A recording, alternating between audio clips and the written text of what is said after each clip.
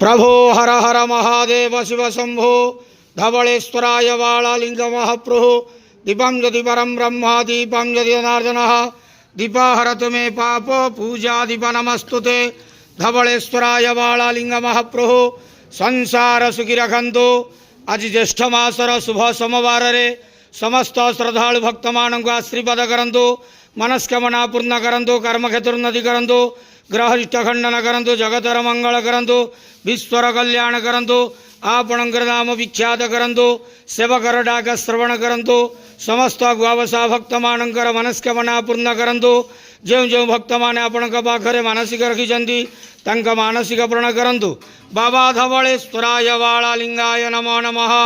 संसार सुखी रखंतु आनंदे गेवार हरि बोलो। आज ज्येष्ठ मासर शुभ सोमवार रे समस्त श्रद्धालु भक्त मानक आशीर्वाद करंतु आनंदे गेवार हरि बोलो। बाबा धवलेश्वराय वालालिंगाय नमो नमः।